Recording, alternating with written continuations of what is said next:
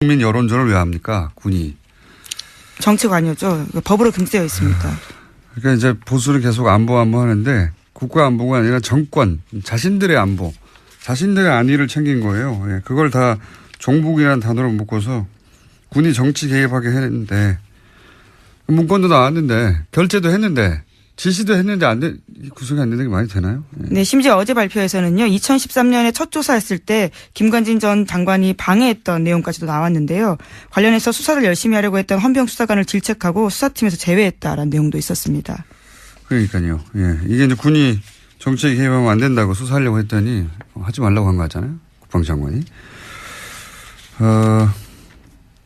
김관진 국방장관 석방시킨 건은 두고두고 앞으로 거꾸로 발목을 잡을 거라고 저는 봅니다. 자, 다음 뉴스는요. 네, 관련해서 어제 SBS가 또 하나의 보도를 했는데요. 사이버사 댓글 공작에 대한 재조사가 본격화되면서 그 전에 김태효 전 청와대 대외전략기획관과 통화를 한 바가 있다라는 겁니다. 그 당시에 김태효 전 기획관 같은 경우에는 사이버사가 여론 조성을 위해서 댓글을 다는 것을 긍정적으로 평가한 이야기를 했다라고 하는데요. 지금 압수물 분석이 끝나는 대로 바로 김태효 전 비서관을 불러서 검찰이 조사할 계획입니다. 이게 청와대 김태효 비서관 당시에 대외전략기획관인가요? 예. 네, 대외전략기획관입니다. 예, 사이버 댓글을 긍정적이라고 독려했다는 거잖아요. 예. 자기 스스로 인정했다라고 어제 SBS가 보도한 건데요. 그러니까 군이 왜 정권 심판, 여당 공격, 투표 참여 독려 이걸 종북으로 규정하고 대국민 여론전을 하는 걸 독려합니까? 군은 이런 일을 하라고 있는 게 아니에요. 예, 군인이 이런 일을 했는데 그래서 본인 이 김태호 기획관은 뭐가 잘못된 얘기가 아닙니까? 네. 종북 활동을 막았다는 거 아니에요. 그 종북이라는 건 그대로 나오잖아요. 정권 심판, 여당 공격, 투표 참여 동료. 이게 종북 활동이라는 이게 뒤에 북한이 있다는 거 아닙니까? 사실상 인정한 것들인데요. 이것도 다시 구속영장 김관진 같은 사안으로 김관진 장관을 구속영장을 청구할 수는 없는 걸로 아는데 새로운 게 나오지 않는 두고 보겠습니다. 네, 저희도. 자, 다음 뉴스는요. 네, 원세훈 전 국정원장이 재임 시절에 멀쩡한 관사를 두고 서울 강남에 새 관사를 마련했다라는 보도도 나왔습니다. 여기에는 국정원 특활비 10억 원이 쓰였다라고 하는데요. 원래 국정원 안가로 쓰이던 곳이었는데 2010년에 원세훈 전 원장이 관사로 개조하면서 이 비용을 국정원 특수활동비 그것도 해외 공작금에서 충당했다라고 합니다. 해외 공작금. 예, 당시 고급 부자재를 쓰고 값비싼 직기를 들여놓은 것으로 알려졌는데요. 하지만 당시에도 이 사실이 언론에 공개된 바가 있습니다. 그러자 부랴부랴 철거를 했는데 심지어 그 철거 비용까지도 해외 공작금을 썼다라고 합니다. 본인이 한국 사람이 아니라고 생각했나 보죠. 해외 공작비를 갖다 쓴 거 보니까. 제가 이명박 정권 초기에 어떤 강연 자리에서 질문을 받은 적이 있어요. 이명박 정부를 어떻게 정의하느냐. 제가 그때 뭐라고 그랬냐면 이명박 정부는 국가를 수익 모드로 삼는다. 지금 되돌아봐도 명언이에요. 아, 본인이 한 말을 스스로 그렇게 네. 말씀하시는 건가요? 네. 이게 이제 좀 어려운 말로 이익의 사유와 손실의 사유와 이런 말이 있잖아요. 이제 공적이어야 하는 이익은 개인이 챙기고 과정의 손실은 다 공동체가 떠안는 사대강 같은 사업이 그런 거죠. 예. 공사비들은 대기업들이 나눠 먹고 커미션도 누가 챙겼겠죠. 거대하게 아주.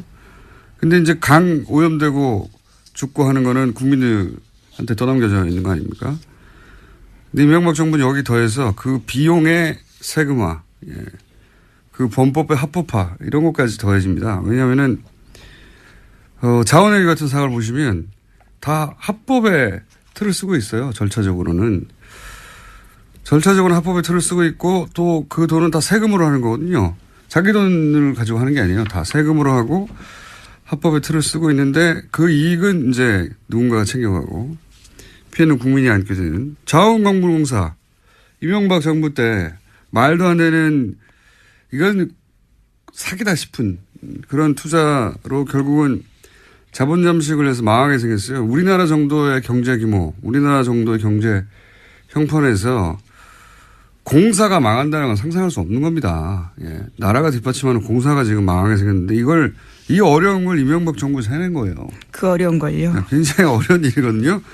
그 예하 측근들도 똑같은 루틴이에요. 대통령이 국가를 수익 모델로 삼았다면 이 핵심들은 공직을 수익 모델로 삼은 거랑 마찬가지죠. 원세현 국정원장이라는 공직을 자기 수익 모델로 삼아서 해외 공작비를 빼돌려가지고 스탠퍼드에 돈을 보내고요. 예, 200만 불을 보내고 개인 거점 만들려고 했다는 거 아닙니까? 그리고 국정원이 소유한 건물, 거기 꼭대기층을 사적인 사교 공간을 만들었다는 거잖아요. 예, 심지어 여기는 원세훈 전 원장의 부인이 사적으로 쓴 것으로 추정되고 있는데요. 여기서 사교 모임을 했던 것으로 알려져 있습니다.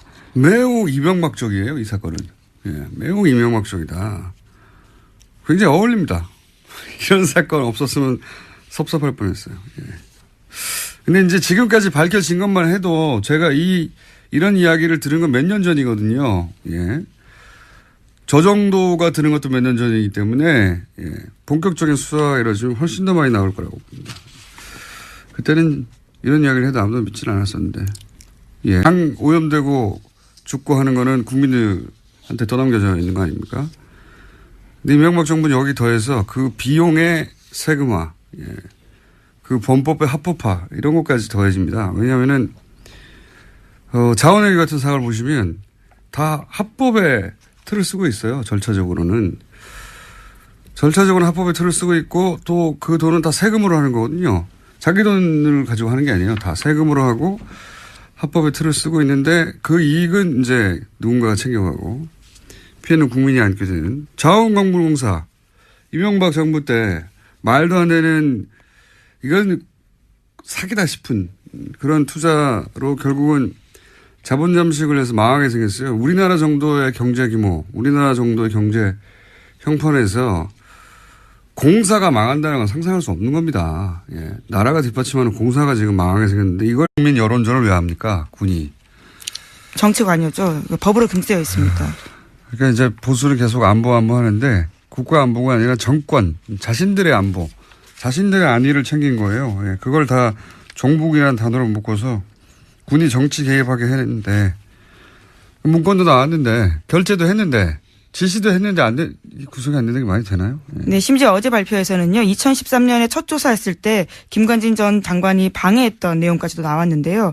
관련해서 수사를 열심히 하려고 했던 헌병 수사관을 질책하고 수사팀에서 제외했다라는 내용도 있었습니다.